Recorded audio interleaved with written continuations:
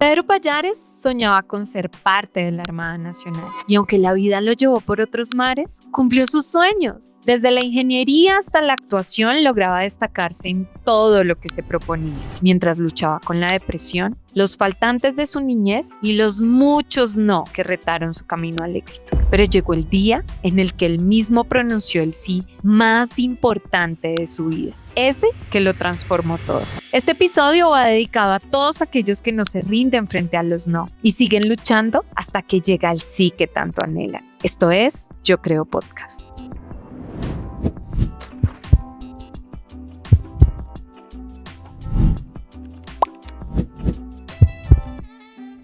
Pedro, gracias por estar aquí. Estamos felices de tenerte en casa. No, Andrea, gracias a ti por la invitación. Hablamos mucho con tu esposo, con Miguel. Contigo somos Instafriends.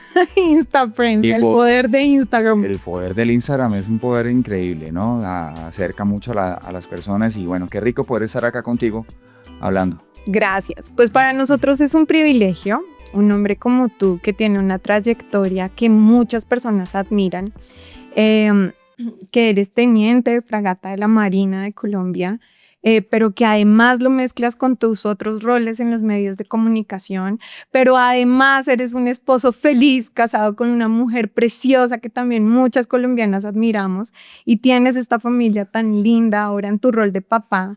Pues todos queremos saber ¿en qué cree Pedro? ¿Qué es lo que Pedro ha creído en su vida que le ha permitido tener hoy ese éxito 360 en todos los roles que ocupas? ¡Wow! Ese es como el núcleo de todo, ¿no? Como en qué creemos para poder lograr cosas.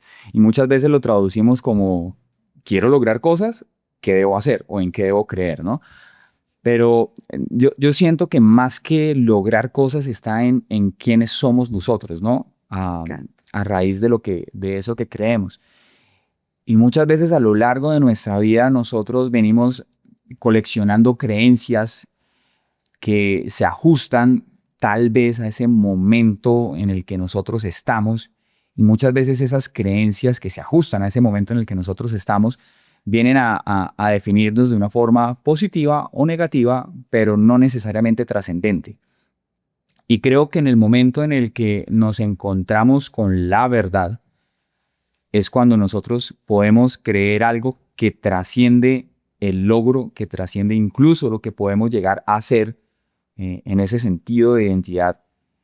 Y esa verdad es la que en últimas puede llevarnos a convertirnos en algo significativo, no por nosotros, ni siquiera por los demás, aunque qué chévere poder impactar la vida de los demás, sino por un sentido de propósito que tiene mucho que ver con la identidad, que tiene mucho que ver con lo que vamos a vivir el resto de nuestra vida, que no necesariamente es lo que vivimos acá en la tierra, sino nuestra vida eterna. Y para mí esa verdad se llama Jesucristo. Tal vez esa respuesta puede ser un poco chocante para algunas personas, o incluso hasta revolucionaria, pero es cuando nosotros nos encontramos frente a frente y cara a cara con la persona de Jesús, no con una creencia religiosa, sino con la persona de Jesús. Y cuando nos vemos cara a cara con la persona de Jesús y nos damos cuenta que necesitamos ser salvados, necesitamos ayuda, necesitamos significado para lo que nosotros somos, para lo que hacemos, para lo que nos ha pasado anteriormente, es ahí cuando realmente un cambio trascendental sucede en nuestra vida. Y yo creo que en últimas es en esa persona de Jesús y en lo que dice Jesús que encontramos la verdadera ayuda que necesitamos. Y yo lo traduzco un poco en que la vida es muy difícil y no podemos solucionarla nosotros mismos, no podemos solucionarnos nuestras cosas. Necesitamos a alguien que nos ayude. Y hay muchas ideologías, hay muchos gurús, hay muchas religiones incluso, y las podemos probar y al final nos damos cuenta que no era suficiente y que no era la respuesta por más positivo o por más bonito que sea el mensaje. Necesitamos algo diferente, algo que realmente nos agarre la mano y nos saque cualquier situación o cualquier foso de desesperación en el que nos encontremos y nos saque algo que realmente sea relevante. Para mí, esa ayuda superior y definitiva está en Jesús. Es súper confrontante que un hombre que desde muy joven ha tenido mucho éxito, porque eso es lo que los colombianos percibimos de tu vida, diga, necesitamos ser salvados, necesitamos ser ayudados, necesitamos esa fe. Cuéntanos un poco qué ha pasado en tu vida o si te encontraste a Jesús desde niño o en qué momento fue que te encontraste esta verdad que tú dices, fue Jesús realmente lo que me hizo lo que soy, no solo lo que creo. Yo creo que en la sociedad en la que vivimos nosotros tenemos una idea del éxito que puede ser bonita, ¿no? Digamos, a alguien que le va bien, bueno, chévere. Que está en las pantallas, que tiene miles de seguidores. Y le podemos dar todo el significado que queramos, ¿no? Tal vez un cargo en una empresa, tal vez... no sé, ser un empresario con una cifra mensual de facturación, lo que queramos. Estás cumpliendo tus sueños. O estamos cumpliendo nuestros sueños. Pero la realidad es que detrás de todo eso hay cosas, ¿no? Y yo creo que cuando nosotros estamos trabajando para lograr sueños, siempre nos vamos a encontrar con tropiezos, con caídas, o incluso con comparaciones. Y el ser humano tiende a eso, ¿no? Que llegamos a un punto chévere, pero no es suficiente, porque hay alguien que tiene algo más, hay alguien que logró algo más. Entonces eso como que nos pone en una situación difícil de poder mirarnos hacia nosotros mismos con agradecimiento y decir, wow, qué bonito, pero es algo difícil de lograr. Entonces, para mí, pues, yo vengo de una familia disfuncional. Yo no crecí ni con papá ni con mamá. ¿Con quién creciste? A mí me adoptó una tía de mi madre biológica. Entonces, digamos que eso ya de por sí trajo una niñez muy difícil. Pedro, ¿qué pensaba ese niño? Cuando empecemos desde ahí, porque empiezas desde niño a creer, bueno, no está papá, no está mamá, mi tía me da amor, pero ¿qué es lo que empieza a creer ese niño? Para mí el mundo era muy raro, muy extraño, porque yo veía que en la vida cotidiana de todos los demás sucedían cosas que no sucedían conmigo. Había un papá, había una mamá. Muchas veces mis amigos en el colegio llegaban en un carro y salía mamá o papá o ambos a despedirlo en la puerta del colegio y yo decía, conmigo no pasa eso. ¿Tú en qué empezabas al colegio? En buseta, a veces caminando. ¿Solito? Sí. Entonces, yo soy de Cúcuta, ¿no? Entonces, ahora, digamos, llegar al colegio en buseta en una ciudad como Cúcuta, que es una ciudad pequeña, pues no es algo muy extraño, es algo muy cotidiano, ¿no? Y yo desde niño, mi mamá de crianza, siento que ella me crió para tratar de ser independiente desde niño. Yo iba a pagar recibos a los bancos a los 9 años, a veces mi mamá para sostenernos hacía almuerzos y los vendía, yo iba y los entregaba, muchas veces iba a entregarlos en buseta. Yo 11, 12, soy de Team Buseta, desde Total. Los 5 años en Bogotá. La buseta tiene poder. Sí, ¿no? Sí. No, y si te llevan más barato por la puerta de atrás, mejor. Buenísimo, sí, claro. Nosotros hacíamos eso también, ¿no? Subirnos por la puerta de atrás y bueno, ¿en cuánto me dejo? Bueno, en fin, truquitos cotidianos que uno hace en las ciudades, ¿no? Total. Pero bueno, claro, tú dices eso es normal y sí, en ciudades intermedias es normal. Yo a los 10 años andaba en buseta para llegar a jornada nocturna en el colegio además. Pero eso para un niño no es normal porque el niño tiene los dos cuadros, ¿no? Exacto. Soy independiente, no tengo miedo porque de alguna manera me han formado para defenderme. Pero qué bonito es ese cuadro del papá y la mamá despidiendo a mi compañero. Es hermoso, yo siento que es lo que debería ser, porque al final creo que muchas veces uno desarrolla muchas fortalezas cuando hay faltantes, pero hay otras fortalezas interiores que se forman precisamente porque está papá y mamá, porque hay algo que ellos están aportando, hay unas seguridades interiores que ellos están aportando. Claro, tenemos la habilidad tal vez de agarrar una buseta para llegar al colegio en la noche, teniendo 10 años, 11 años, 12 años. Obviamente esto ahorita es más peligroso que antes. Sí, claro. Pero digamos que tenemos la seguridad de hacerlo, pero hay otras seguridades al interior que no están y que son más importantes que eso. Y que se van quebrando, ¿no? Y que se van quebrando. Entonces, yo me preguntaba cuando era niño, sobre todo me costaba mucho las relaciones sociales. Yo estudié en un colegio de varones para la edad de 14, 15 años, donde ya a uno le comienzan a gustar las niñas y demás, ¿no? Entonces, yo veía que algunos amigos hablaban con niñas fácilmente. A mí me ponían al lado de una niña y si era bonita, peor, yo me congelaba y me quedaba petrificado. No sabía qué hacer, no sabía qué decir.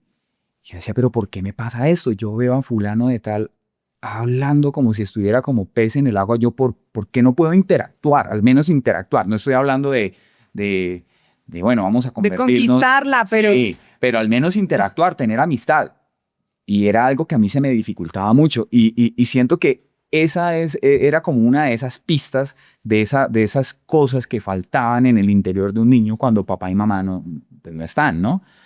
Entonces, a partir de ahí, yo comencé a pensar que necesitaba lograr algo trascendental en mi vida para adquirir lo que necesitaba de por vida y que eso para mí se convirtiera en una fuente de seguridad en todos los sentidos, en una fuente de seguridad material, intelectual, de imagen, de identidad como tal. Entonces yo desde niño como que trataba o buscaba como ser el más duro en algo o el mejor en algo. Destacar en algo, ¿no? Ahora, pasaba algo muy chistoso y es que en mi juventud, bueno, en mi niñez, todo giraba alrededor del fútbol y yo no era bueno jugando fútbol. Entonces la tenía mucho más difícil. Claro. Entrar a jugar en, no sé, el partido de banquitas a las 6 de la tarde en el conjunto cerrado era prácticamente hacer fuerza, que me escojan, que me escojan, que me escojan. ¿Y te escogían? Y no pasaba. No pasaba. Y yo, ¿cómo hago? En el colegio, educación física en el colegio era fútbol, todo era fútbol. Y ese anhelo de destacar para convertirme en esa figura valorada, pues no se me daba muy fácilmente porque como todo tenía que ver con el fútbol, todas las demás habilidades no eran tan relevantes, ¿no? Claro. Entonces, recuerdo que mi mamá en los 90s ahorró dinero y me compró un balón del Mundial de Italia 90. Claro, con el balón del Mundial, ahí sí me invitaban a todos los partidos, ¿no? Por el balón. Claro, entonces, bueno, el balón me ayudó mucho. Te ayudó. Por un mes. Porque un día ese balón cayó en el patio de una señora muy querida, ella, ¿no? Muy amable. Y cuando el balón cae al patio de esa señora, regresa con una puñalada. De las que habla Ricardo Arjona en su canción. Tal cual. No puede ser. Entonces se acabó, hasta ahí duró la participación en eso que parecía como ser el único vehículo para destacar en algo que era el fútbol. Y el balón era lo que me facilitaba eso. Y yo no era bueno tampoco. O sea, pues lo invitamos es porque tiene el balón, por nada más. Pero fíjate cómo cuando eres un niño que tiene un hogar disfuncional, tú de niño no tienes la capacidad de decir, bueno, es que acá pasó esto con mi papá, acá pasó esto con mi mamá, y son las circunstancias. No, cuando tú eres un niño dices, ¿qué hay de mal en mí que yo no tengo ese cuadro? Exacto, no hay cómo comprender lo que realmente está pasando. Generalmente el niño se va hacia adentro y dice, qué mal hecho, qué roto, algo pasa acá, entonces necesito destacar. Exacto. Tal vez no soy lo suficientemente valioso como para tener un papá y una mamá que vengan a despedirme al colegio. Entonces tengo que volverme valioso en algo. Y durísimo al niño que además se encuentra con un ambiente en el que tiene que ser valioso jugando fútbol porque es el deporte nacional. Y todavía pasa, Pedro. Yo entrevistaba a un niño que estuvo en el programa de Tata Calderón de Juego y Niñez y el niño me decía en el panel, es que a mí me gusta animar. Yo soy animador, dibujo y hago animación, pero no me gusta el fútbol y los niños me molestan muchísimo porque no me gusta el fútbol. Cuando llegó el programa, mi vida cambió porque entendí que está bien que no me guste el fútbol. Exacto. ¿Cómo hiciste tú para darte cuenta que habían otros talentos o que habían otras maneras de destacar y dejar de creer que que por no ser bueno en el deporte nacional, pues no tenías oportunidades. Pues, André, mira, yo le debo eso un poco curiosamente también al deporte, no al fútbol, sino al entrenamiento físico, al gimnasio, a las barras, a las paralelas en un parque. Para ese momento donde digamos que ese efecto del que tú estás hablando, de darse cuenta que esto no es lo único, un amigo me dice, comencé a ir al gimnasio. ¿En serio? ¿Y eso para qué? No, pues en el gimnasio pues uno hace ejercicio, uno entrena como para volverse fuerte. Entonces a mí la palabra volverse fuerte me entró y me hizo clic, porque era lo que yo quería. Yo quería ser fuerte, yo quería tener como una especie de sentido heroico, de sentido de Capitán América, de poder hacer cosas que de pronto alguien más o muchos otros no pudieran hacer. Y a mí me hizo clic esa información que él me dio. Yo dije, yo quiero ir. ¿Me llevas? Vamos al ¿Qué gimnasio. edad tenías? Yo tenía 14 años, ¿no? Para esa época, mi vida social era un poco más compleja porque aparte de que yo no jugaba fútbol, era tímido, eh, a mí me hacían matoneo en el conjunto residencial donde yo vivía. O sea, prácticamente para mí salir a la calle a hacer lo que sea era muy difícil por esta situación del matoneo. Entonces, cuando yo comencé a ir al gimnasio, comencé a evidenciar que mi cuerpo iba evolucionando con los meses de ir a entrenar, y a mí esto me pareció fabuloso porque además me estaba volviendo fuerte, pero además estaba logrando algo que por lo general los niños de mi edad no hacían y no les interesaba tampoco, ¿no? Yo tenía, digamos, un elemento que tenía a mi favor, era la disciplina. Si yo me enfocaba en algo que me gustara, le invertía toda la disciplina de la que pudiera hacer uso para lograr eso. Entonces, esto fue algo revelador para mí, porque entendí que había un lugar con un pasatiempo que no era el fútbol, donde una actitud y una aptitud que yo tenía por naturaleza me iba a servir. Yo dije, aquí fue. Y resulta que Encontré mi lugar en el mundo. encontré mi lugar en el mundo. Yo, esto es maravilloso. A los pocos meses, yo era flaquito, chiquito, y en cuestión de 6 meses yo era otra persona. Me estiré, crecí, estaba físicamente fuerte y grande, y esto provocó que todas las personas, todos los niños que me hacían matoneo se convirtieron en mis amigos. Se convirtieron en mis amigos. O sea, fue una cosa espectacular, porque además también siento que el hacer este tipo de deporte, que además lo tenía en el colegio, porque yo iba al gimnasio en las tardes, pero en el descanso del colegio habían barras. Hacías barras.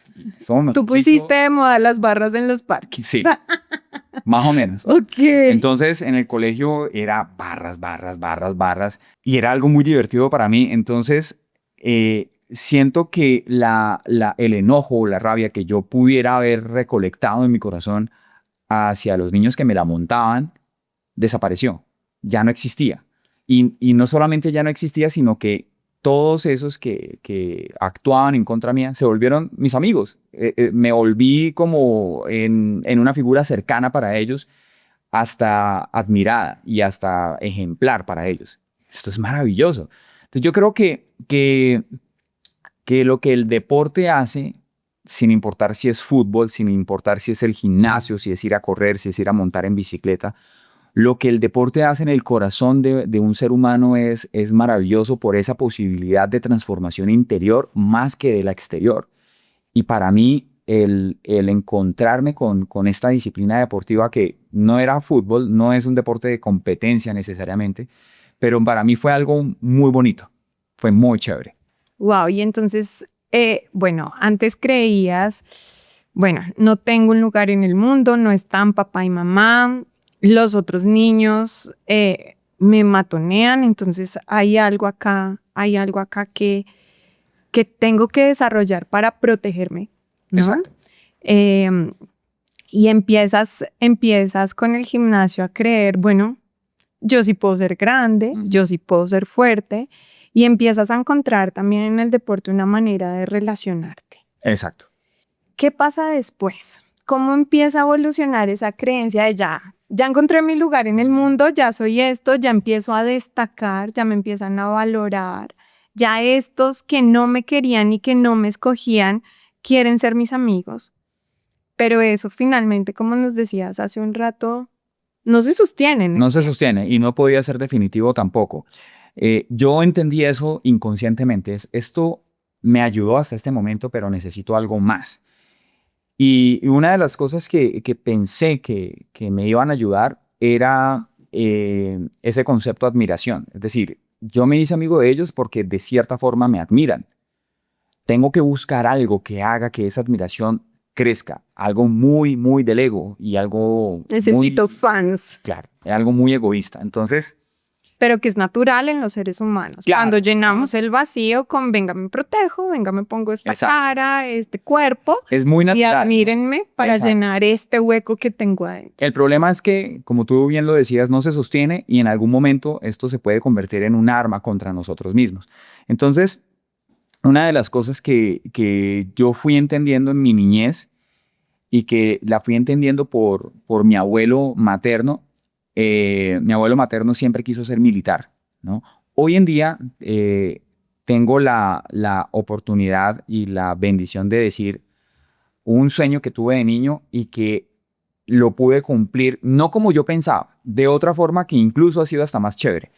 Pero pues hoy en día tengo la oportunidad de ser un oficial de reserva de la Marina colombiana. Imagínate. Yo quería dedicarle mi vida a eso. Es decir, yo no quería ser oficial de la reserva, yo quería ser un oficial de línea y pasar mi vida en los buques, navegando. Para mí esa era mi vida, pero eso fue un sueño heredado de mi abuelo, porque mi abuelo quería ser militar. Y una de las cosas que comencé a entender era que la institución castrense se podía convertir en esa roca que me lo podía dar todo, que me podía dar sustento material, valor, identidad, autoestima y esto tan importante de lo que estábamos hablando, la admiración de los demás, porque no todos están dispuestos a vivir una vida dura como ser militar. Es una vida durísima, ¿no? E incluso muchas veces, pues cuando digamos, en el proceso que yo he llevado, que es un proceso, yo tengo mi vida civil normal, cuando la institución me requiere para ciertas cosas del servicio en donde yo soy útil, pues ahí estoy. Nosotros tenemos un proceso de formación muy diferente, pero incluso ese proceso de formación es duro. Entonces, el sueño de mi vida tomó lugar en ese momento cuando entendí que la institución castrense podría convertirse en esa roca que me lo iba a dar todo. Y comencé a buscar ese sueño. Entonces, ya tenía algo que era la fortaleza física. Y comencé como a buscar todas las habilidades que me podrían ayudar a conseguir esto. Comencé a estudiar más, comencé a adquirir algunas habilidades artísticas con la música, todo pensando en eso. Cuando estaba en 11 y ya iba terminando el colegio, se me ocurrió una idea. Yo me gradué de 16 años. Yo tuve una idea que me pareció sensata en ese momento. Yo dije, bueno, como yo quiero ir definitivamente a ser exitoso en este sueño, yo quiero ir a la escuela naval, quiero ser un oficial de marina, quiero llegar a ser almirante algún día, pues voy a hacer lo que tengo a la mano para prepararme para eso y me voy a ir a prestar servicio militar. Quiero entender desde adentro la vida militar. Quiero saber cómo es esto desde adentro y bien, porque todo lo que tengo hasta ahora es una preparación sin saber cómo es este mundo realmente. Salí del colegio, me fui a prestar servicio militar en el ejército. Estuve un año en mi servicio militar durísimo, pero yo dije, esto es lo mío, me gusta, ¿no? Y el hecho de que me gustara también como que reforzó esa idea de que puedo hacer algo que los demás no quieren y no pueden hacer. Entonces, y especial. Voy a ser especial en esto. Y ese año en el ejército me demostró que sí podía. Perfecto. Comencé a proyectarme mucho más. Recuerdo que cuando yo me presenté a hacer el examen académico de la escuela naval, cuando estaba como en el mes 8 de mi servicio militar, Y yo en las noches estudiaba, en vez de dormir, estudiaba para La prepararme. disciplina siempre te acompaña. Me ayudó mucho, ¿no? Ese examen académico de la Escuela Naval es un examen mucho más difícil que el ICFES de su momento. Total, André, yo llegué a ese examen afiladísimo. Para mí ese examen fue un paseo. Estaba muy preparado. No sé, como que el estudiar en esas condiciones como que me ayudó más o como que aprendí cosas que incluso no entendía en el colegio. Aprendí, cosas de álgebra, cosas de física, cosas de química. Estudiando en las noches después del entrenamiento. Sobre todo que las estudiaba con libros de pre-ICFES. Me fui a presentar este examen excelente. Luego comencé a hacer los otros pasos del proceso, que los exámenes médicos, bueno, todo esto. Llegó el momento de esperar la respuesta. Yo todavía era soldado, todavía estaba en mi servicio militar y la respuesta fue negativa. No fuiste seleccionado. Para mí eso fue devastador. Absolutamente devastador. Claro, perdiste la roca en la que te querías subir. Esa roca ya no estaba. Se esfumó. Yo recuerdo que yo me puse tan mal en ese momento, André, que había un capitán que no me quería mucho. Me la montaba todo lo que podía. Y en cierto momento en el batallón tuve la oportunidad como de esconderme por ahí en un lugar a llorar. Claro. Y me senté a llorar. Y además los hombres no lloran y los militares menos, ¿no? Entonces tenía que esconderme. Entonces me escondí a llorar y este capitán me vio. Yo dije, Dios mío, ¿ahora qué me va a pasar? O sea, este tipo que no me quiere ni poquito y que cada vez que puede me la monta y bueno. Pues resulta que este capitán se conmovió tanto que se sentó a llorar conmigo.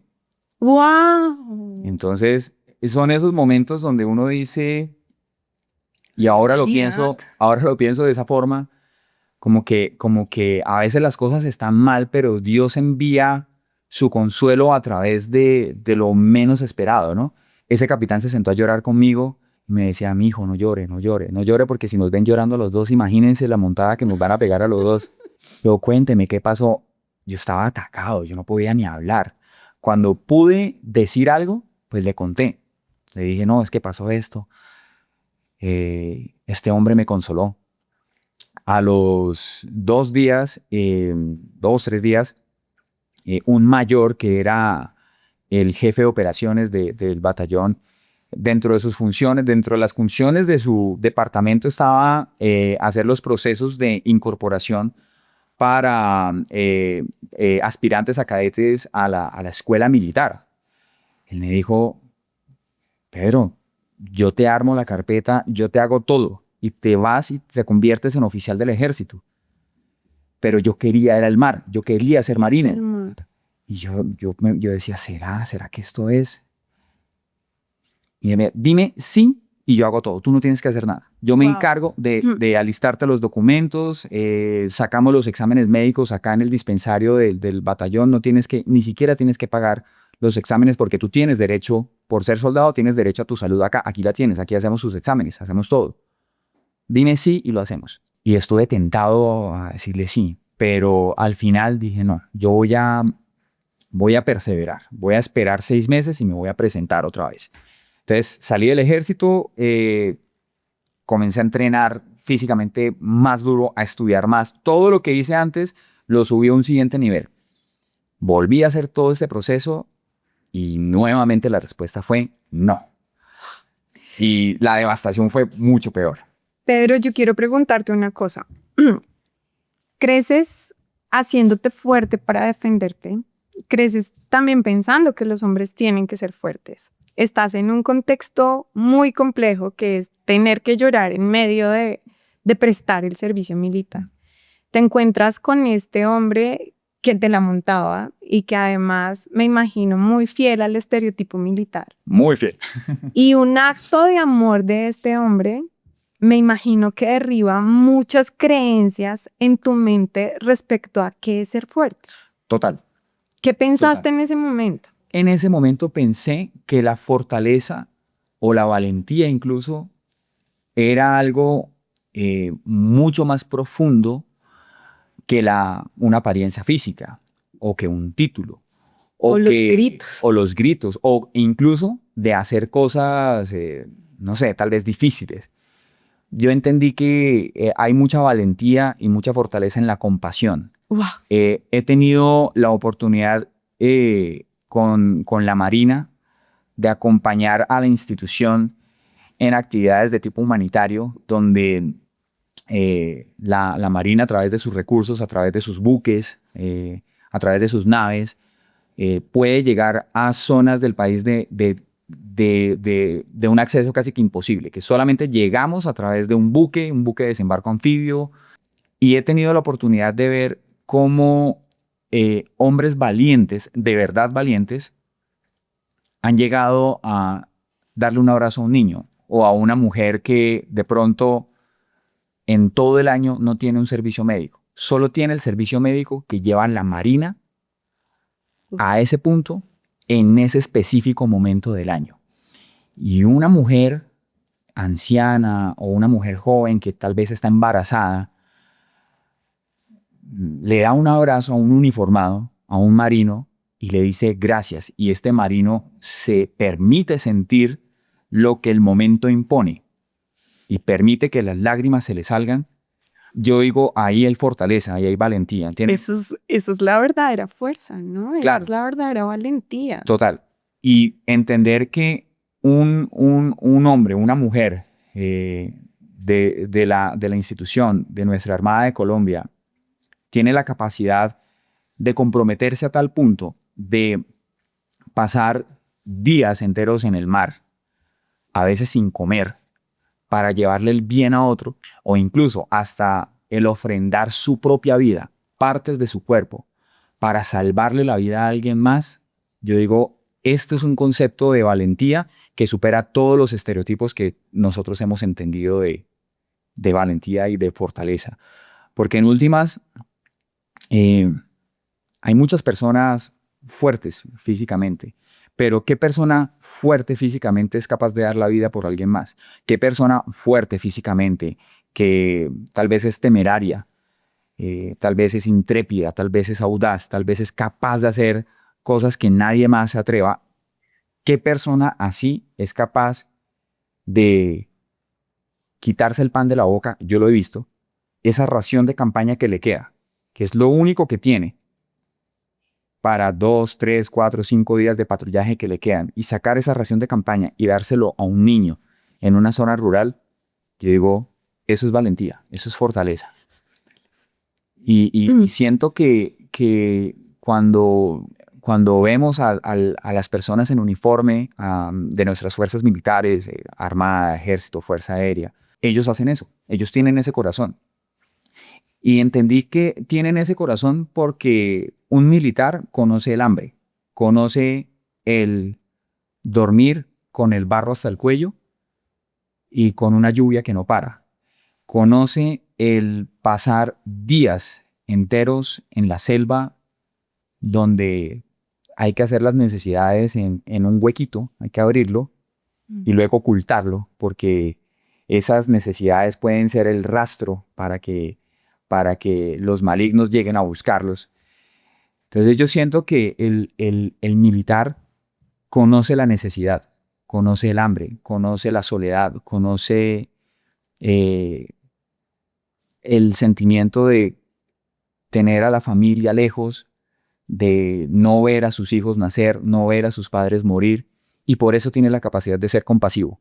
Por eso tiene la capacidad de sacarse ese pancito, esa ración de campaña que tiene para una semana, no tiene más, y dársela a alguien más. Eso es valentía. Pedro, gracias. Gracias porque hoy has derribado un estereotipo que acompaña a muchos niños como te acompañó a ti. Ese estereotipo que impulsa a sacar músculos antes de ejercitar lo que eres, ¿no? Antes de ejercitar tu corazón y poder disponerlo para servirle a la gente. Quiero que vayamos otra vez al segundo totazo. ¿Qué pasó ahí? ¿Cómo nos levantamos del siguiente golpe? Ese segundo totazo, cuando llega la respuesta, ese no de parte de la Escuela Naval, para mí fue el momento en el que Dios dejó de existir. Ok. Entonces, mi ecuación normal en mi cabeza de niño, de un adolescente inmaduro es, si se supone que Dios es bueno y si se supone que Dios es todopoderoso y es misericordioso, la única posibilidad de vida que yo tengo es esta. Y ese Dios me la ha negado. Me tenía Entonces, que ayudar. me tenía que ayudar. Se suponía que ese Dios misericordioso y todopoderoso hace estas cosas y no lo hizo. Porque Ejecuta mis planes. ejecuta mis planes. O sea, el plan Y de vida mis que yo tengo sueños. me lo tiene que cumplir Él porque se supone que ese es el concepto de bondad. Entonces, para mí no existe Dios más. Para mí, ese fue el día en que Dios para mí dejó de existir. Porque era muy fácil pensar que lo que yo entendía que era lo mejor para mí, si no sucedía, era porque no, ese ser superior bueno, pues no existe. Estamos al devenir de las circunstancias, estamos al devenir de lo que existe materialmente, de lo tangible. No hay Dios. A partir de ahí yo comencé a, bueno, digamos que yo hice una ecuación muy rápida en mi cabeza. Yo dije, a ver, yo soy bueno en matemáticas, física, química, soy un tipo disciplinado, me gusta estudiar. Para mí la ecuación me llevó inmediatamente a, voy a entrar a la universidad a estudiar una ingeniería. Pues esto, para esto es lo que soy bueno, entonces se Claro. supone que pues el paso siguiente es ese. Yo Y tengo que salir y tengo que adelante. salir adelante, punto. Entonces, para mí el solucionarme la vida era algo que necesitaba resolverse rápido. Yo necesitaba ya tener respuestas. Entonces, nada, pues me matriculé en la universidad, entré a estudiar ingeniería industrial y paralelo a eso comencé a leer muchos libros, mucho material filosófico acerca de la no existencia de Dios y comencé a reforzar esa decisión que yo había tomado. Dios no existe porque pues sencillamente lo que yo consideraba que era bueno para mí no sucedió. Por lo tanto, Dios no existe. Entonces comencé a estudiar a los materialistas, comencé incluso a estudiar a los cínicos, comencé a estudiar un poco el idealismo que nace con Platón acerca de esa idea de un ser supremo que Platón como que logra configurar muy bien. De manera que tenía en mi cabeza todas las ideas que podían reforzar esa decisión que yo había tomado, una decisión pues tomada desde el dolor, porque finalmente no es que Dios no existiera, es que yo decidí que no iba a existir para mí.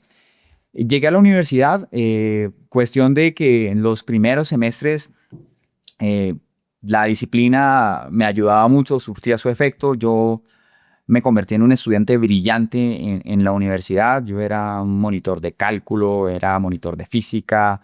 Mis amigos me buscaban para, vamos a hacer unas asesorías externas.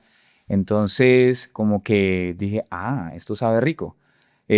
Porque Otra vez admiración. exacto, otra vez la admiración, ¿no? Conocimiento. Y ese Soy reconocimiento, destacada. claro. Entonces esto está como chévere.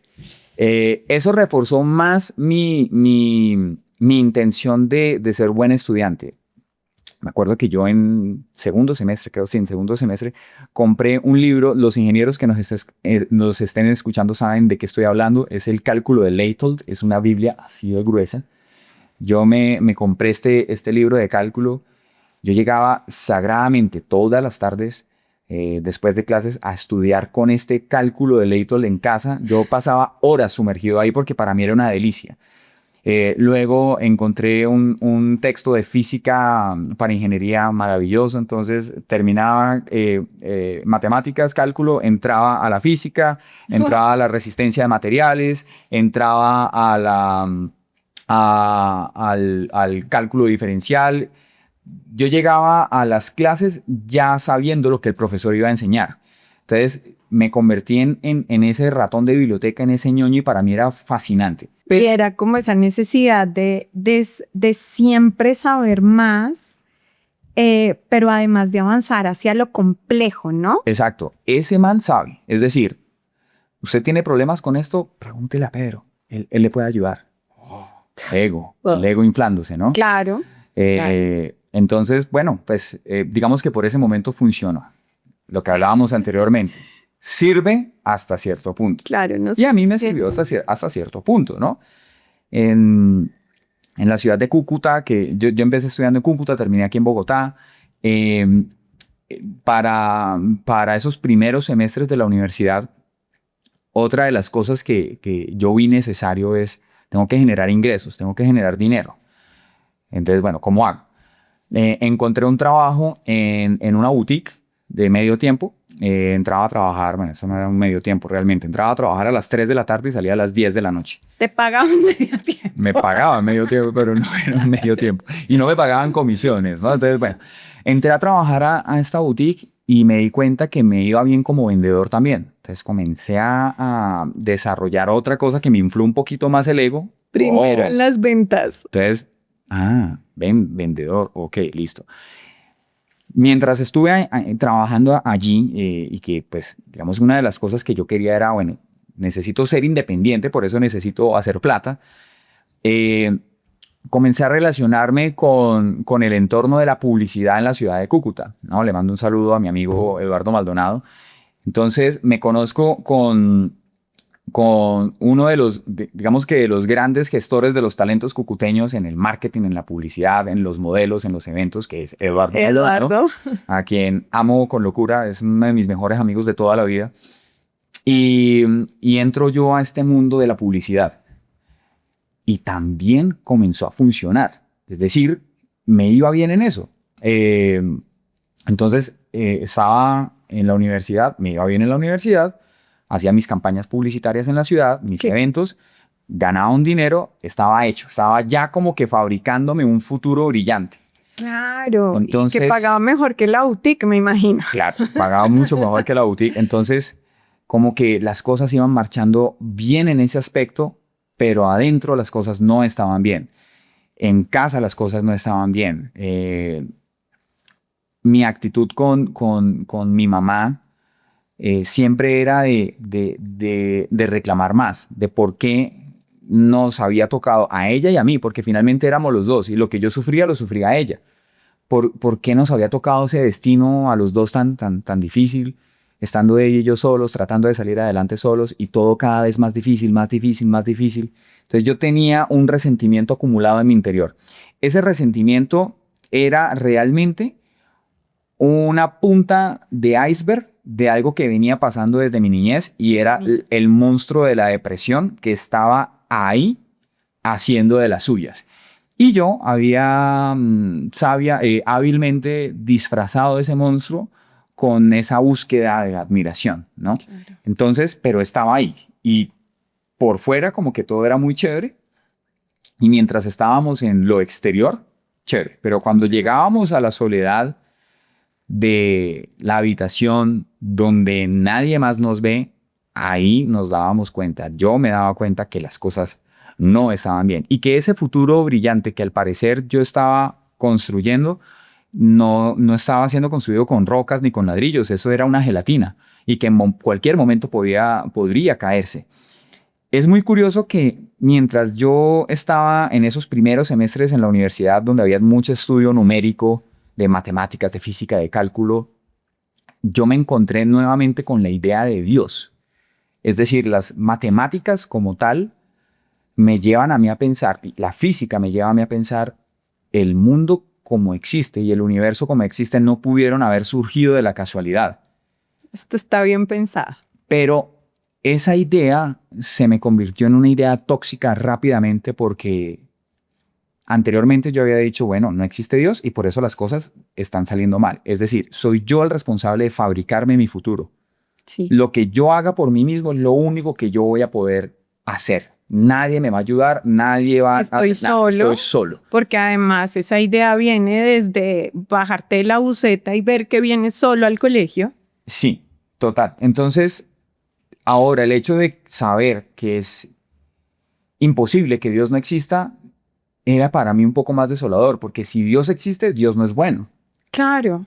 Porque todas estas cosas pasaron. Entonces, la ciencia, o por lo menos la ciencia que yo estoy estudiando, desde la ingeniería me están hablando de Dios, pero Dios no es bueno, porque las cosas han salido como han salido. Entonces, eso empeora todo. Eres todopoderoso, pero no quiere ayudarme. Entonces, eso fue me abandona, porque tal vez también nosotros vemos a Dios como una relación con esa figura paterna. Exacto. Y si papá no estaba ahí, pues ¿Cómo te vas a relacionar con un papá invisible cuando papá visible no estuvo? No estuvo, totalmente. Entonces era muy confuso, pero para mí, digamos que yo siempre he tratado como de simplificar las cosas y creo que las matemáticas lo ayudan a uno mucho a hacer eso, ¿no?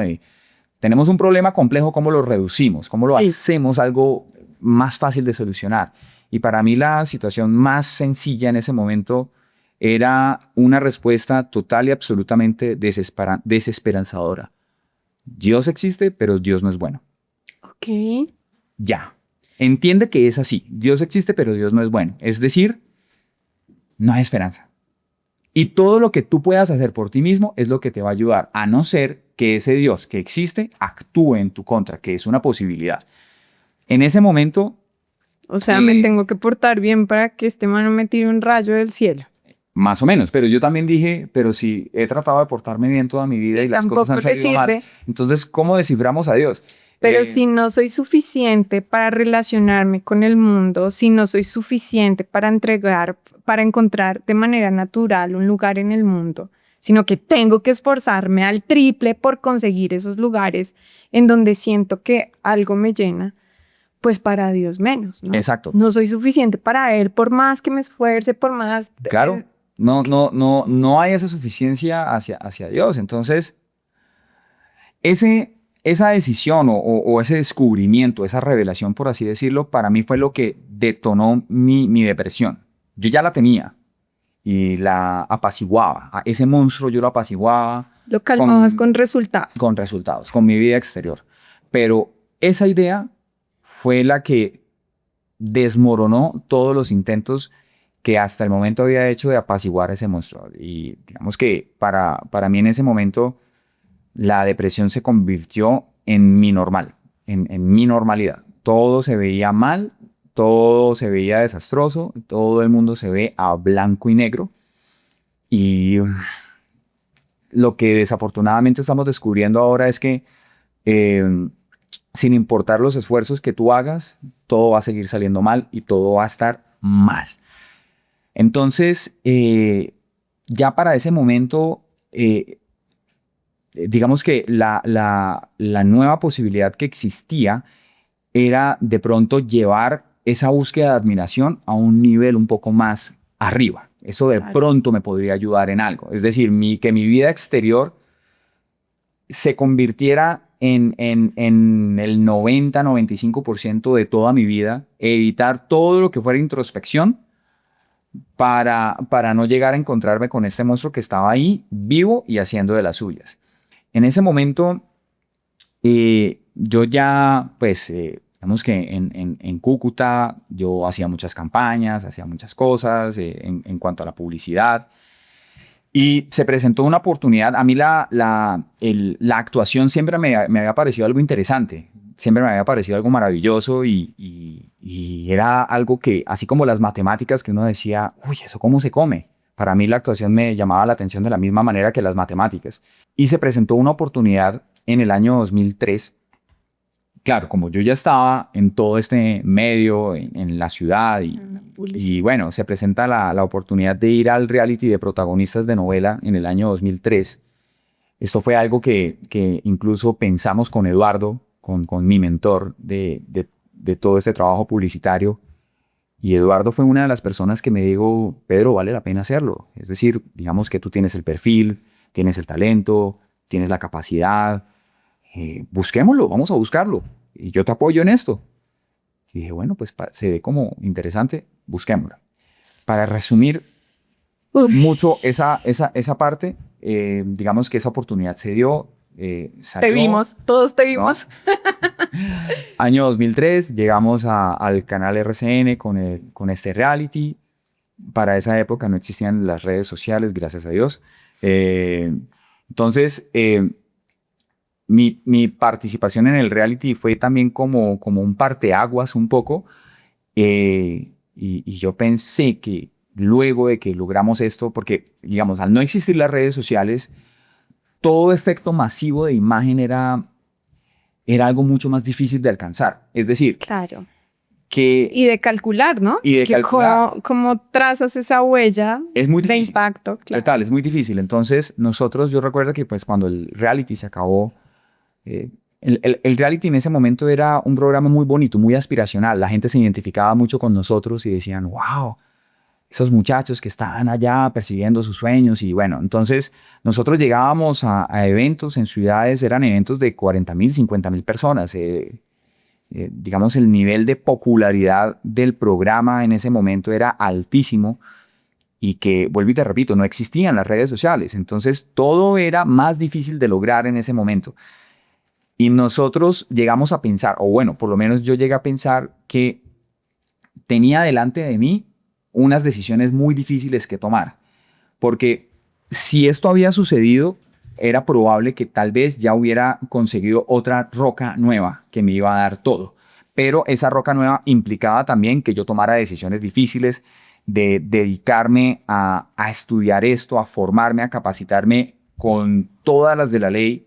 Y ahora volverte el mejor actor. Y ahora empezar a estudiar, pero pues estaba en quinto semestre de la universidad, no podía dejar la universidad tirada. Entonces, bueno, vamos por ello. Yo comencé a estudiar teatro, seguía en la universidad.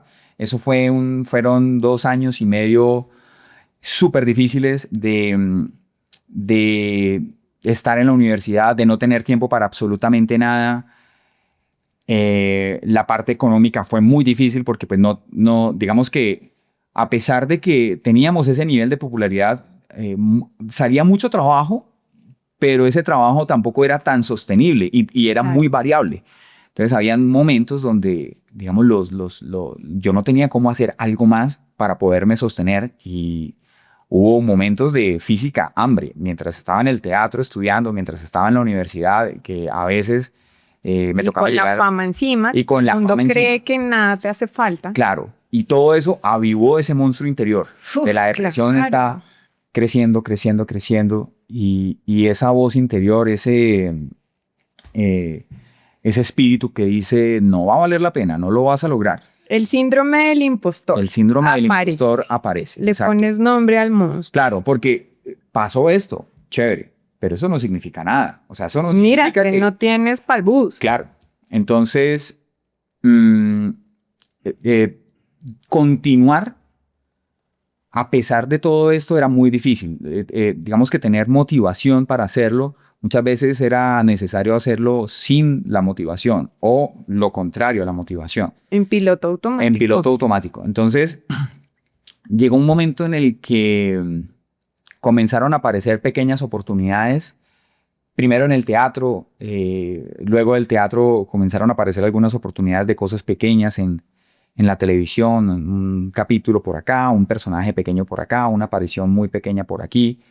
Todo esto iba sucediendo, la universidad iba demandando lo que normalmente una universidad demanda, pero ya como que algunas cosas iban pasando.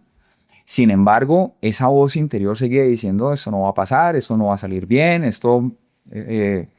Y si de alguna manera seguías estudiando ingeniería, es porque pensabas que probablemente este no era el único camino, ¿no? Sí. Que estabas ahí en un laboratorio de prueba. Podría ser un plan B. Pero no te atrevías a soltarlo, otro tampoco. Podría ser un plan B. Yo realmente me negaba a considerar un plan B. Para mí era más como, hay que terminarlo. O sea, lo empecé, tengo que terminar. La disciplina. Y lo empecé bien, tengo que terminarlo bien, como sea. Entonces, pero la realidad era que todos estos pasos eran dados con muchas dudas, con mucho miedo, con mucha ansiedad y con todos estos faltantes de adentro, porque esta roca que al parecer se estaba formando no parecía como muy sólida, que digamos. Y llegó una oportunidad espectacular, y es que resulta que, a diferencia de lo que muchas personas creen, el reality como tal fue una experiencia muy linda de la que aprendimos mucho, pero dentro de la industria la realidad era diferente, porque la realidad era que los directores no querían trabajar con nosotros. El gremio no quería nada que ver con nosotros. Para ellos, y era normal, nosotros éramos intrusos. Claro. De un entorno profesional donde actores, directores, escritores se han esforzado toda su vida por llegar a donde están, y nosotros, después de participar en reality, Prime, Exacto, ¿no? ¿Y ustedes? De la nada salimos nosotros después de 4 Claro. meses de estar en un reality show y ya estamos aquí en el radar. Olvídalo, eso no va a ser así tan fácil. Entonces nos encontramos con esta pared de puertas cerradas, de no. Yo me acuerdo que para Otros no. otros no, para muchas audiciones, en algunos momentos yo me hice amigo de los vigilantes de los estudios y llegaba a las audiciones era porque el vigilante me dejó entrar o porque incluso me dijo, mira, están haciendo un casting acá de esto y de que lo otro. Entonces, porque llegar a un casting también es un protocolo. Por lo general las producciones apelan a los managers envían unas propuestas de actores, el director y el productor dicen quiero ver a este, a este, a este, a este. Claro, ya hay una preselección, Ya, no es hay una venías preselección. casting, Exacto. danos tu hoja de vida, amigo. Total, llegar a hacer casting era un proceso difícil, entonces, Claro. y yo me aparecía como, no, es que vengo Hola, a presentar soy el casting. Pedro. ¿Y cómo llegaste? ¿Cómo, o sea, cómo te atreves a estar acá? No podía decir que el vigilante me ayudó. Echaban al Me vigilante. echaban al vigilante, entonces, bueno, pero hubo una oportunidad con un gran director colombiano al que le dijeron, mira, has visto el día de hoy a 50 actores. Mira 51. No tienes nada que perder. Has visto 50, vas a ver 51. Te va a tomar 20 minutos verlo ahí. Yo, bueno, el director dijo que sí y entré. 20 minutos. Hicimos la escena. En ese momento, los castings, a diferencia de lo que se hace hoy por hoy, las producciones creaban un set, llevaban a un actor para que fuera el partner de uno, el director iba y dirigía y marcaba la escena. Yo entré a la escena, llegó este gran director, hizo la marcación y salió bien. Y salió muy bien. Y él dio unas indicaciones por el altavoz, me dijo, me gusta, chévere, vamos a variar esto, a cambiar esto, a ver qué pasa. ¡Wow! Listo, otra vez. Entramos. Me gusta. Vamos a hacer una tercera. Hicimos 4 tomas ese día en esa audición que era para un personaje grande de una producción nueva. Chévere. Genial. Como a los 5 días me dijeron, Pedro, la audición gustó. Te quieren ver para un personaje un poquito más grande. Empezaron los sí. Comenzaron los sí. Yo, wow. Listo.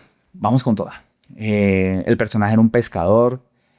Yo incluso hice mi plan para irme a Barranquilla a aprender cómo los pescadores echaban las redes. Hice mi trabajo de campo. Mejor dicho, hice todo lo que podía, lo que estaba en mis manos hacer. Llegué a esta audición. Nuevamente, ya ahora el director me recibió con otros ojos, Claro. con otra actitud. Todo era más bonito, todo era más amable. Ya no había tanta hostilidad como antes. Y fue una experiencia espectacular, fue maravillosa. Cuando terminamos, el director me dijo, vamos bien, chévere, me gusta. Hicimos otra vez como 3, 4 tomas, él iba haciendo sugerencias. Y alguien me dijo, esto ya es tuyo. Tranquilo, esto ya es tuyo. Vamos a estar pendientes para que te llamen para firmar contrato. Yo dije, mi carrera empezó acá. Pasó un mes. Pasó 2 meses, pasó 3 meses, pasaron 4 meses. Ay, no. Y me encontré con unos actores que conocía y que sabía que habían hecho audiciones en esta producción. Pero nosotros ya estamos trabajando, ya estamos en ensayos, ya hicimos pruebas. Yo, ¿qué pasó acá? Llamé a averiguar qué pasó. No puede ser porque tú ya estabas escogido. Déjame averiguar qué pasó. Sí, pero no, tu personaje se lo dieron a otro actor. Nuevamente llegó la devastación. Yo pensé que ya íbamos Claro, a empezar, claro, ¿no? yo también. Ya íbamos a empezar. Y yo, Dios mío, ¿qué pasó acá? Porque además eso significaba alivio para ese monstruo, la emoción de hacer todo Claro, eso y la posibilidad de que personaje grande. vamos a lograrlo. No, el monstruo de la depresión vuelve y saca sus garras. Yo me caigo nuevamente y esa caída ya fue una caída de no tocar piso, fue una caída de irse al subsuelo. En ese momento ya todas esas voces que acompañan al impostor, ya tenían mucha más fuerza. Y la conclusión era: la vida no vale la pena. O sea, si te das cuenta, sí, Dios existe porque tú mismo llegaste a esa conclusión. Pero a pesar de todos los esfuerzos que haces, las cosas no salen. Claro. Esto no tiene sentido. Claro. Más, Entonces no habías recibido en sí, tu vida. no tiene sentido. Te vale más partir de este mundo. Y yo tuve mi intento de suicidio. Para ese momento yo vivía en Chapinero. Vivía en un pequeño sótano, digamos un edificio, tenía como un sótano pequeñito que habían convertido en un apartamento. Yo vivía ahí. Yo pues apagué el celular, me desconecté del mundo. Era un 25 de mayo. Yo dije, yo nací un 28 de mayo, voy a terminar con mi vida el 28 de mayo. Oh, qué dramático, ¿no? Entonces, me Pero no es desconecté. dramático, esas voces se vuelven tan reales Sí, y esas claro que sí. creencias se hacen tan fuertes que tú piensas que ese es tu destino. Por supuesto. Entonces, tuve mi intento de suicidio que al final no resultó, no salió como lo esperaba. Gracias a Dios. Gracias a Dios, ¿no? Pero en ese momento aparece la frustración y esa voz de la frustración diciendo: oiga, ni para quitarse la vida usted es capaz. O sea, usted definitivamente es un ser tan patético y tan poca cosa que lo único que usted puede controlar, que es su propia vida, ni siquiera usted fue capaz de lograrlo. Wow. Para ese momento, mi madre biológica ya había tenido un acercamiento con Dios profundo. ¿Algún y ella, día viviste con tu mamá? No, nunca. Nunca. No, nunca. Okay. Pero pues ella y yo teníamos una relación a distancia, pero la teníamos. Okay. Ya para ese momento nuestra relación era un poco más cercana. Y ella siempre estuvo muy pendiente de mí con lo que podía. Esa es otra historia, pero digamos que para ese momento ella tenía mucho más cercanía conmigo, estaba mucho más pendiente de mí, de todo lo que estaba pasando. Obviamente, como cualquier mamá, ella sabía que algo malo estaba pasando. Claro. Y a pesar de que yo lo escondía, ella lo sabía. Ella no se creía el cuento de la fama. Exactamente. Entonces, yo le dije todo. Le dije: mira, tuve un intento de suicidio, me pasa esto, me pasa lo otro. Y ella me dice: mira, esto es con Dios. Esto es con Dios. Tú no sales de esto solo. Para mí la idea de Dios era repulsiva. Claro. Entonces, pero lo que ella me estaba diciendo tenía mucho sentido, porque yo había intentado de todo, había hecho de todo, y el hueco en el que estaba metido era muy profundo. Y no solo eso, sino que muchas veces en medio de las situaciones difíciles, la esperanza es lo que lo motiva a uno a seguir. La esperanza de que las cosas van a funcionar en algún momento, de que todo va a pasar. Yo creo que lo ¿no? mejor está por venir. Exacto, ¿no? Entonces, pero esa esperanza, yo siento que muchas veces uno no es capaz de fabricarse por sus propios medios esa esperanza. Esa esperanza tiene que venir de algo exterior, mucho más fuerte, mucho más sabio que uno. Entonces, cuando esa esperanza no está, pues es muy difícil. Entonces ella me dice: ven, esto es con Dios, tú no vas a salir solo de esto. Mire, ven, mi familia por parte de mi mamá vive en Barranquilla. Dice: vente para Barranquilla, aquí miramos a ver qué hacemos. Yo me fui para Barranquilla, fuimos a la iglesia y bueno, en la costa la música cristiana es muy guapachosa, ¿no? Muy costeña, ¿no? Entonces llegamos a la iglesia y está esta música, esta gente alegre, cantando, alzando los brazos. Y yo dije, para mí esto es ilógico. Es decir, ¿cómo estas personas llegan acá a hacer este ridículo de estar bailando y cantando esas canciones para Dios? Y me acuerdo tanto que yo vi a un señor que estaba sentado en una silla de ruedas con una bala de oxígeno. Ese señor ahí sentadito con su bala de oxígeno cantaba y alzaba las manos. Y yo dije... Es decir, este man está peor que yo. Claro. ¿Cómo es eso posible? Me llamó mucho la atención, pero para mí era algo ridículo, era algo sin sentido. Sin embargo, algo muy dentro de mí me decía: aquí hay algo que te puede ayudar. O sea, quédate acá. Ok, aguántenos. No lo entendías, no era ridículo, pero pues no. Quedémonos aquí. Sí, quedémonos aquí, que aquí puede pasar algo. Ok, listo. Volvimos luego a la iglesia y sale alguien hablando de de las dificultades de la vida y cómo esas dificultades nos encadenan, nos aprisionan, nos marcan, crean heridas que nos producen cicatrices y muchas veces esas cicatrices nos definen y necesitamos alivio para eso, necesitamos libertad de eso. La explicación que él dio me llegó al alma porque fue como muy matemática, ¿no? Es decir, 2 más 2 igual 4. Te hablo en tu X al lenguaje. cuadrado me hizo una ecuación que yo dije, tiene sentido. Claro. No creo que la solución que él esté dando surta efecto, pero al menos la explicación que está dando me gusta. Bueno, quedémonos acá a ver qué pasa. Y yo recuerdo que en algún momento comenzaron a orar y este señor me mira a la cara. No era necesario tener ningún don sobrenatural para descifrar lo que me estaba pasando. Mi cara lo reflejaba sin problema. Me dice, ¿tú crees que Jesús te puede sacar de todo eso que tú estás viviendo? Y yo le dije, no. ¿Y por qué? Ya lo hubiera hecho. Claro. Yo llevo en esto toda mi vida. Ya lo hubiera hecho. Ok. ¿Me dejas orar por ti? ¿Y para qué? Claro. ¿Qué tienes que perder? Matemáticas otra vez. ¿Qué tengo que perder? No tengo nada que perder. Estoy en la inmunda.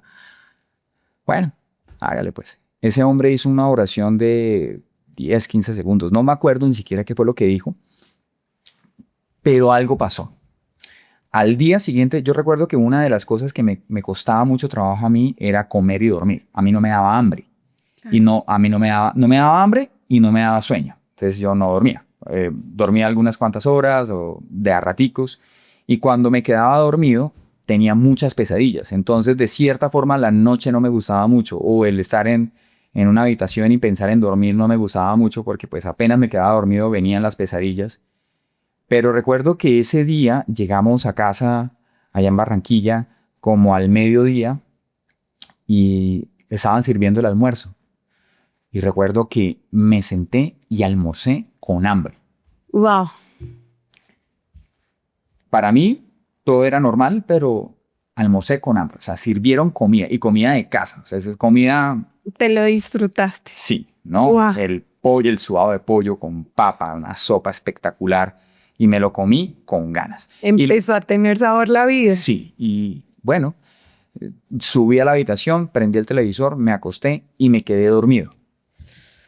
Y dormí horas, dormí muchas horas. Me imagino tu mamá orando también. Definitivamente, claro. Que mi mamá estuvo orando mucho por todo esto, mi mamá de crianza también. Entonces, cuando me levanté con hambre, bajé y comí. Para ese momento, mi madre de crianza vivía con mi madre biológica. Ya estaba aquí yo en Bogotá, pues haciendo mi vida. Y mi madre de crianza hace arepas o cañeras, ¿no? Rellenas de queso costeño, ¿no? Eso debería ser una maravilla del mundo. Entonces, yo bajé y ella había hecho arepas o cañeras con queso rallado, queso costeño rallado. Yo me comí como 5 de esas arepas. y en la noche luego, y dormí. Me acosté y dormí. Al día siguiente me levanté. Después de haber dormido muy bien, bajé, desayuné. Y dije, bueno, no sé, hagamos algo diferente. Salí a caminar, salí como a trotar, a caminar. Y en cierto momento llega un punto cerca del lugar por donde vive mi familia, desde donde se ve Bocas de Ceniza. Y vi la desembocadura del río con el mar. Y en ese momento como que los ojos se me abrieron. Y en ese momento yo dejé de ver a blanco y negro y comencé a ver a 16K. Yo dije, wow, ¿qué es esto? O sea, ¿será que me enloquecí ahora de verdad? ¿No? ¿Será que esto es otra fase? ¿Será que eso es solo otra fase de tu yo? Y entonces comencé a caminar y comencé a ver a la gente. Y la gente parecía que brillara. O sea, todo el mundo se veía lindo. Una señora con sus hijos bonitos, señora linda. Un señor vendiendo aguacates, el señor se veía hermoso, espectacular. Pasó un carrito viejo, ese carro se veía espectacular, los árboles se veían, todo se veía espectacular. Y yo, ¿qué es esto? Wow. El mundo era el mismo, pero se veía de una forma diferente. Y llegué a casa y le dije a mi mamá, creo que ya me enloquecí de verdad, ¿no? Me está pasando esto, ¿no? Yo creo que ya ahora sí se me acabó de soltar una tuerca. Mi mamá me dijo, no, lo que pasa es que estaba ciego. Ahora puedes ver. Y ese fue como el momento definitivo donde siento que sin tanto conocimiento acerca de quién es Dios, más allá de esta experiencia o de todas las conjeturas, sin religión, sin nada, y de las conjeturas que yo me había hecho, siento que algo había pasado y definitivamente era Jesús el que lo había provocado, porque no tenía otra explicación, era sobrenatural. Yo venía de un intento de suicidio y ahora estaban pasando todas estas cosas. Entonces, yo dije, bueno, aquí algo pasó, tengo que seguir por acá, tengo que saber más de eso, porque esto está fascinante, o sea, esto es espectacular. Y durante toda mi vida, no solamente había rechazado esa idea, sino que había peleado contra ella. Claro. Esto es diferente. Entonces, bueno, me devolví para Bogotá, llamé a un amigo que sabía que era cristiano y yo le dije, Fer, me pasó esto, qué chévere, Pedrito, vamos a vernos, vamos a tomarnos un café, vamos a hablar. Y comencé a saber y a conocer más de ese efecto sobrenatural que no estaba empaquetado en ninguna religión, no estaba empaquetado en ninguna doctrina, en ninguna ideología. Yo tenía mucho de eso. Tenía mucho en mi cabeza sobre ideología, conocimiento, sobre matemáticas. No venía de ahí. Y yo quería saber de dónde venía todo esto. Y siento que pues ahí es donde yo dije, definitivamente nosotros como seres humanos estamos incompletos en el mundo, no somos capaces de solucionarnos la vida, no somos capaces de lidiar contra las consecuencias de lo que nosotros mismos hemos hecho mal. Y muchas veces ante eso hemos querido culpar al mundo, pero no hemos sido capaces de asumir responsabilidad de esto porque sencillamente no sabemos qué hacer con esa responsabilidad asumida. Luego de que yo diga, sí, yo soy responsable de que haya pasado eso, porque hice esto mal, pero ¿qué hago con esa consecuencia? ¿Cómo salgo adelante de esa consecuencia? ¿Quién me ayuda a atravesar esas consecuencias? Y ahí definitivamente me di cuenta que solo con Cristo, y esto en verdad que no es una cuestión religiosa, solo con Jesús es donde sí tenemos esa ayuda. Es decir, sí podemos solucionarnos la vida, pero no por nuestros propios medios, sino porque el que sí puede y quiere hacerlo, está listo para tendernos la mano. Pero vamos a ser nosotros en verdad humildes de decir, no puedo. Me encanta porque hubo una etapa de tu vida en la que pensaste, bueno, si no he sido suficiente, pues tal vez para Dios no soy suficiente. Tal vez Dios necesita un Pedro perfecto y ese Pedro se esforzaba, iba yo no sé si la milla extra, creo que muchas más. Y te encuentras probablemente en el momento más oscuro de tu vida, lleno de imperfecciones. No tienes que hacer nada, solamente aceptar, solamente aceptar que oren por ti, solamente darte una oportunidad.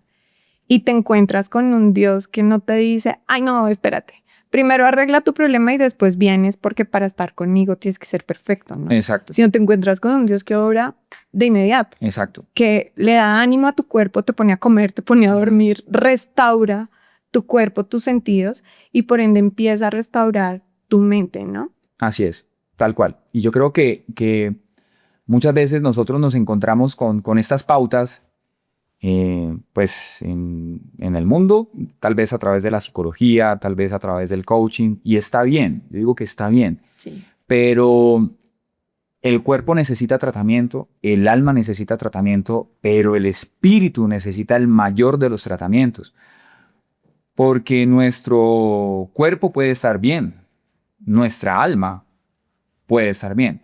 Pero si nuestro espíritu sigue dañado, esas otras dos en algún momento no van a poder funcionar. Y yo siento que pues la palabra de Dios, la palabra de Jesús, o sea, el mensaje de Jesús, que es la verdad, es holístico, es decir, llega a todo, llega a la mente, llega al cuerpo, pero sobre todo llega al espíritu, porque es ahí donde esa esperanza que lo ayuda a uno realmente a salir adelante se vuelve tangible. Y tal vez las cosas difíciles no se acaban inmediatamente. Tal vez las cosas difíciles incluso van a empezar. O tal vez vienen otros retos, vienen otras dificultades nuevas. Pero cuando tenemos esa voz de esperanza que no viene de nosotros mismos, sino que viene de afuera, del autor de la esperanza, es cuando nosotros sí podemos tener como un ánimo y una fuerza diferente para decir, listo, esto está difícil, está complejo, está duro, estoy cansado, estoy triste, pero no estoy solo y sé que voy a salir de esto, y sé que viene algo diferente después, sé que todo va a mejorar. Entonces yo creo que ahí es donde tenemos digamos, el verdadero combustible para poder salir a conquistar lo que nosotros tenemos que conquistar.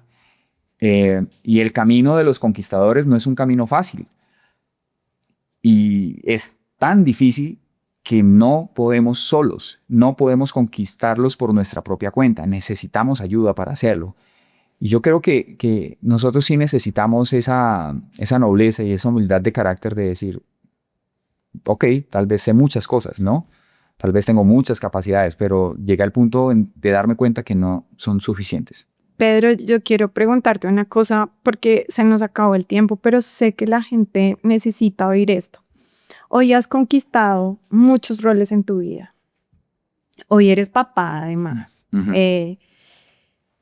¿Qué herramientas les puedes entregar a las personas hoy que tú dices, mira, yo dejé de creer que no era suficiente para creer esto hoy? Esto es lo que cree el Pedro de hoy, que logró encontrar esa roca, Uh-huh. esa roca que no se va a mover y que no está en un rol ni en un resultado, sino en lo que tú eres. Hoy tienes confianza de quién eres tú.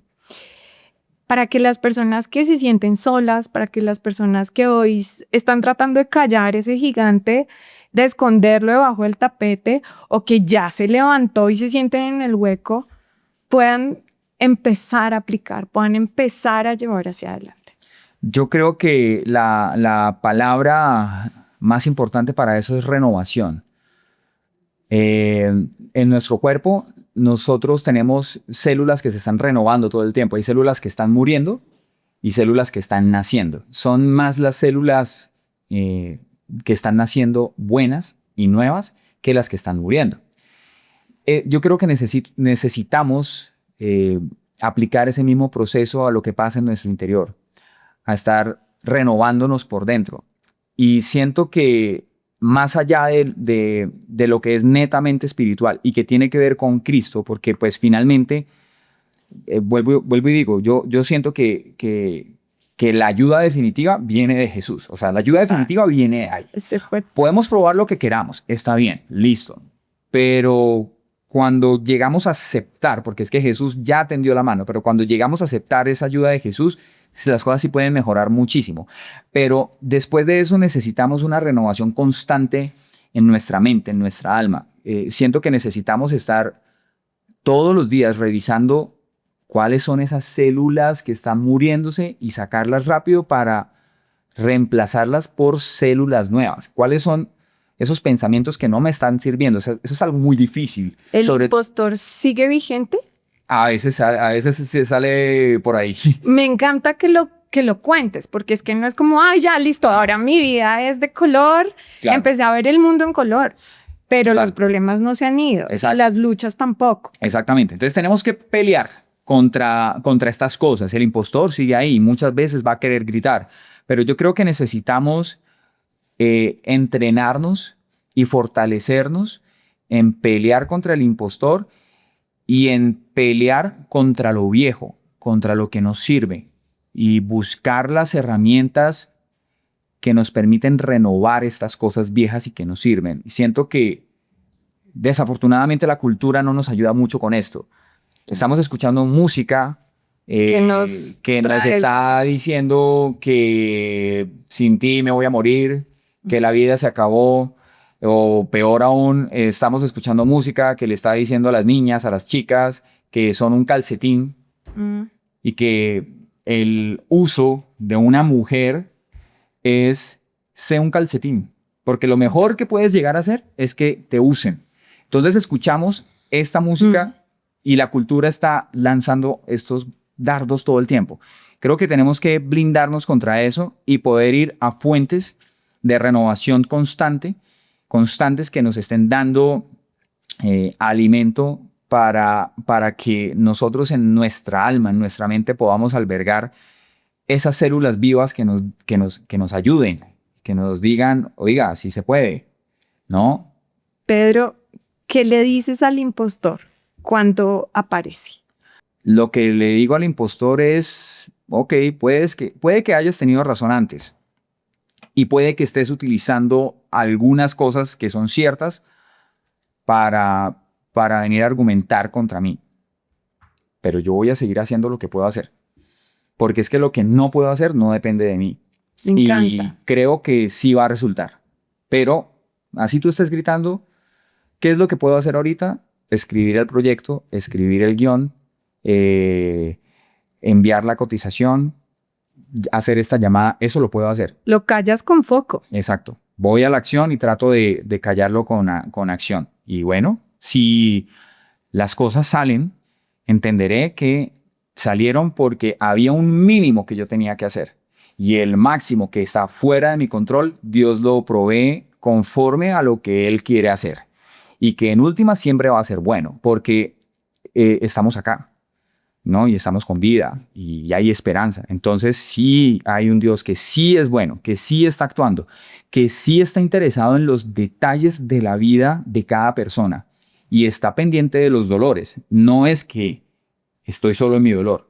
Realmente Dios sí está atento de todas estas cosas y está viendo cómo ayudar, está viendo cómo configurar eso para nuestro bien hacia el futuro. Pero qué bueno que preguntas eso porque digamos que muchas veces los emprendedores tenemos que entender que el llamado exige un proceso y no podemos saltarnos ese proceso. Necesitamos que nos cierren la puerta, que nos digan que no. Necesitamos ir a hablar con ese vigilante para que nos ayude a entrar a escondidas al casting y que nos saquen de ahí. Eso lo necesitamos. Necesitamos el tiempo de espera. Necesitamos que las cosas estén en silencio por mucho tiempo y que pareciera que no van a salir. Los emprendedores necesitamos eso y los emprendedores necesitamos ejercitar la fe, saber que lo único que podemos hacer en este preciso momento es hacer esa propuesta, escribir ese proyecto, escribir ese guión. No tenemos más sino eso y necesitamos aprender a hacerlo a pesar de que no tengamos garantías. Pedro, regálame ese último mensaje para las personas que nos ven.